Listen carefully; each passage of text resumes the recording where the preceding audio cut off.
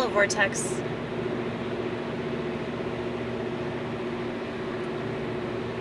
So,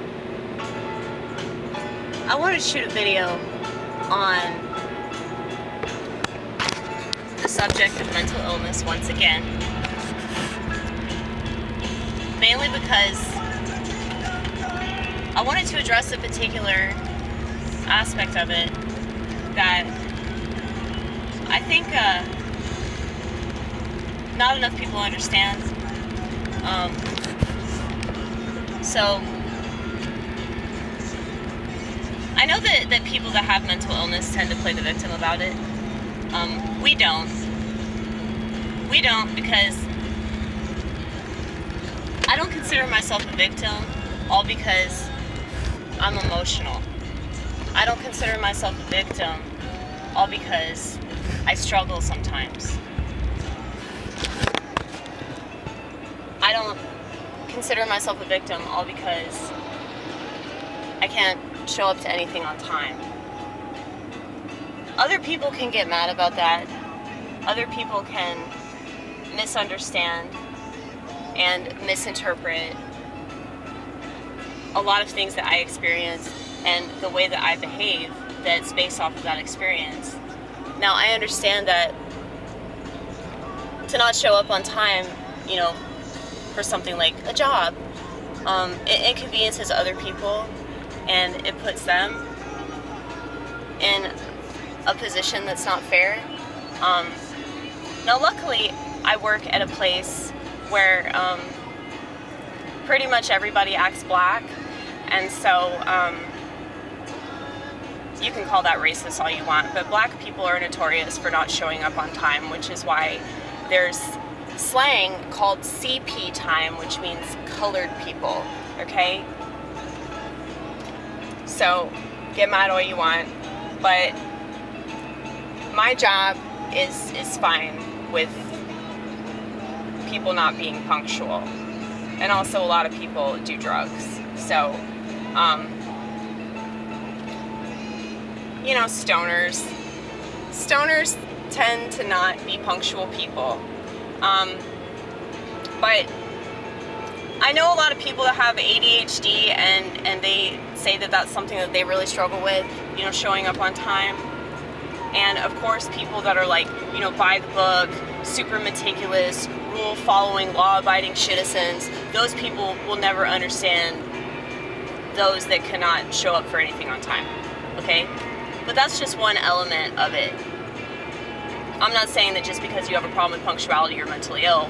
What I'm saying is that that is a common problem for those that are more in like the cluster A personality type, the schizophrenia spectrum. ADHD is aligned with this more than anything else. But I see my mental illness as a gift. And the reason why I see it as a gift is because it is something that I struggle with, but the struggle allows me to access my spiritual side a lot more. Now, I realize how that sounds, and for that reason, I'm very leery, talking about with certain people,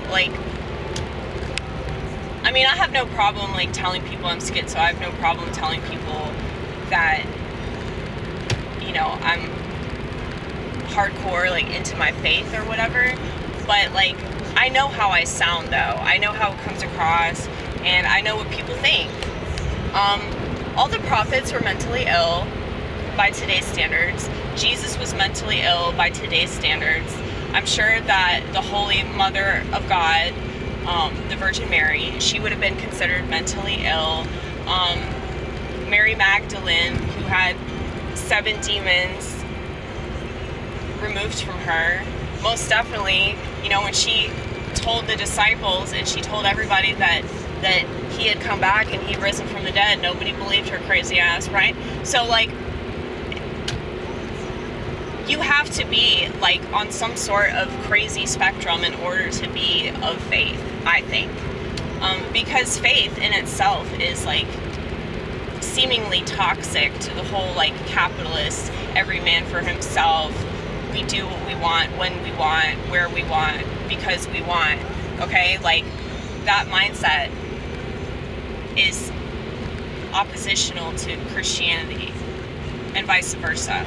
So, and that's why I say that I'm a Christian communist, because to be a Christian means to, you know, renounce your position in this world and to just be willing to give up yourself and to give up these things that you think are really important in order to achieve something far greater. And many people would find altruism to be crazy, and I understand why. And it's not that I can't fathom why people wouldn't want anything to do with Christian religion, because it requires a lot out of you. And, you know, practicing Orthodox Jews, practicing Muslims, Muslims go to mosque 7 times a day. So people that are really devout in their faith, like, they are willing to make those sacrifices. They're willing to give up things that the rest of the world enjoys because we want something better than what the world offers, okay? But yeah, I think that you have to be a little mentally ill for that. But back to what I was originally trying to talk about in relation to the gift that is mental illness, we're able to understand things a lot better. Our level of discernment is, it's pretty awesome. Because there are a lot of things where, I need to stop putting the camcorder on top of the dashboard because it always makes this annoying ass sound, and I get annoyed. So if I'm annoyed, I can't even imagine how annoyed my viewers are. So my apologies.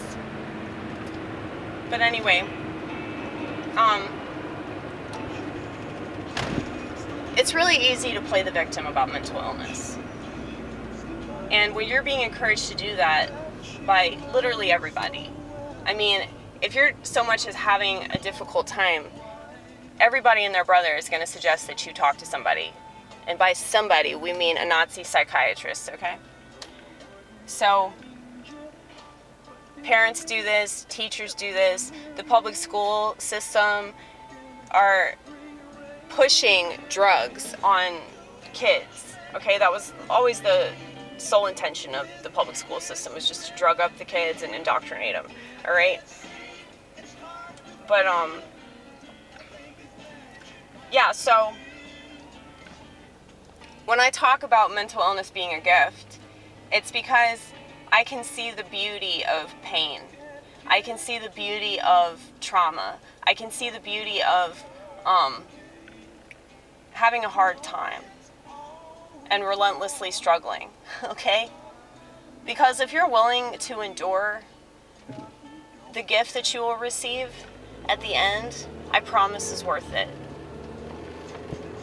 And I've managed to help so many people that are struggling with the same things that I struggled with in my youth because of the fact that I endured it and I stopped taking my medication and I faced my issues. And I've gotten into a lot of arguments with people about cannabis. I understand that the majority of people that use cannabis are a bunch of losers that will never do anything with their life. You don't have to say this. We already know, okay? I'm probably the smartest pothead you'll ever meet, okay? But like, if you use a drug as a magnifying glass or a spiritual stepladder to help you understand things that happened to you in the past, or you use it to help you understand the parts of yourself that you are struggling with that are extremely difficult to deal with, then it's not a sin. It's medicine, okay? Now, most medicine is medicine, right? But I think that if you have good intentions, you can do whatever the hell you want. I mean, well, I shouldn't say that. Yeah, let's not go too far with that. Like, I feel like that could definitely be taken out of context. Yeah, well, yeah, so I have this man in my head, as you've just heard, okay? Every woman has a man in her head, and every man has a woman in his head. In case you didn't know, they're on Twitter. And if you want to know more about this, look into it. Carl Jung, the greatest psychologist ever, he talked about this. Now, if a woman, here's that song that everybody knows. This is probably the only song that everybody knows. But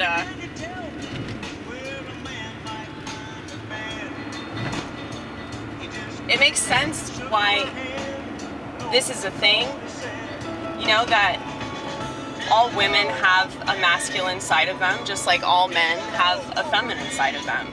And I think that the problem with so many people, and this is why we're in the boat that we're in regards to gender, in case you're wondering, like, why so many people identify as trans, it has a lot to do with the fact that men don't know how to be men and women don't know how to be women. At least the positive aspects of these two genders, okay? A lot of people don't understand, like, what they're supposed to do.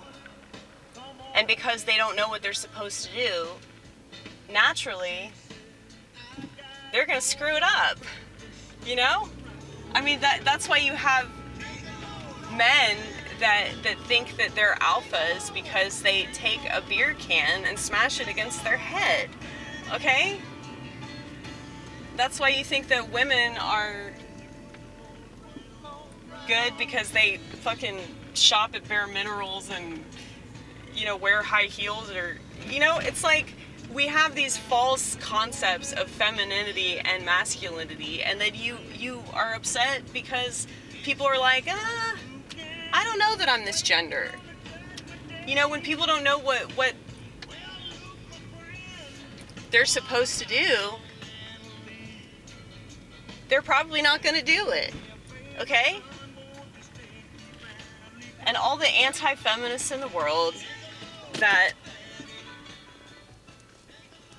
are making money off of feminists. Isn't that kind of funny? Isn't that, like, a little bit ironic in a way? So if it weren't, like, okay, so if it weren't for men, feminists wouldn't have anything to bitch about. And if it weren't for feminists, anti-feminists wouldn't have anything to bitch about.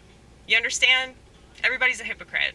Everybody's a hypocrite that's capitalizing on failure, and then they want to act like they have the right idea and that they're a good person that cares about society and they're going to change the world. I'll believe it when I see it. If you can stop abortion, you let me know, honey. But anyway, take a load off Annie. How about take a load off Amy?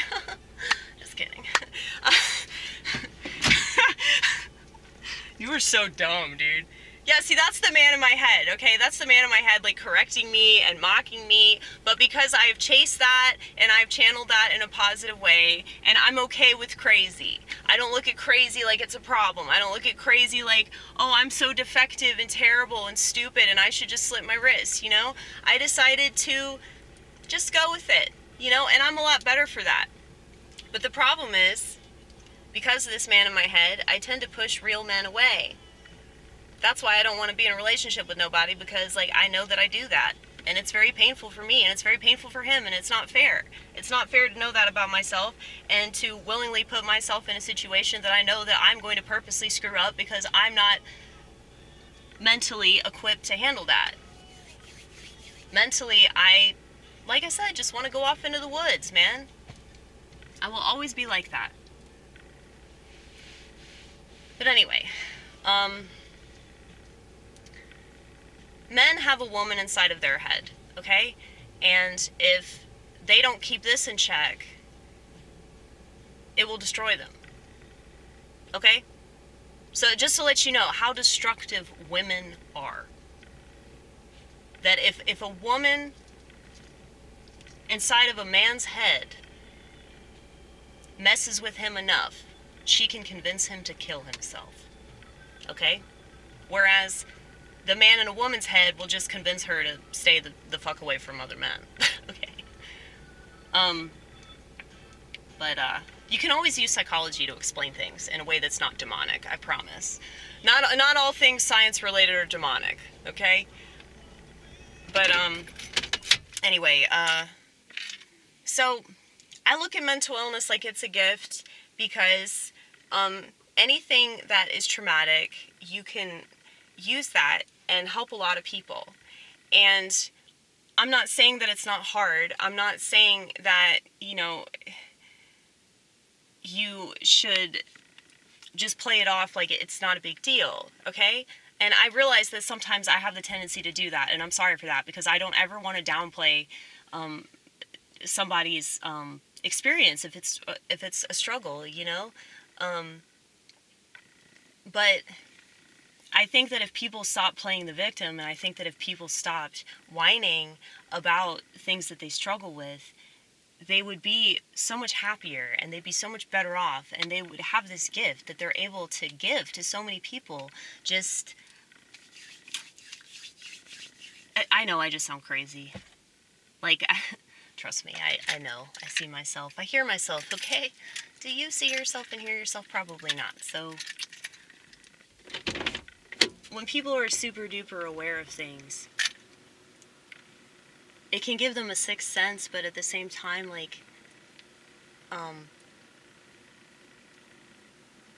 they're definitely not going to vibe with the world, because the world does not believe in self-awareness.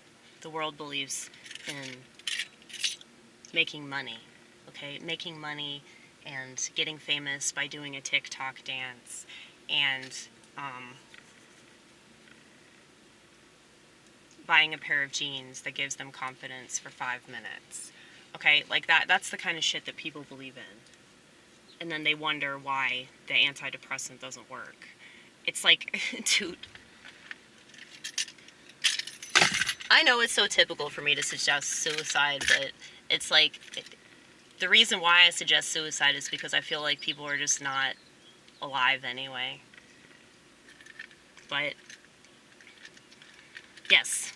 So think about, if you're struggling with something, whether it's like ADHD or depression, anxiety, just being a regular ass emotional basket case, like, your average woman, okay? If you're just struggling with being a woman, then just know that if you endure and you just take it, just fucking take it, Don't think that you're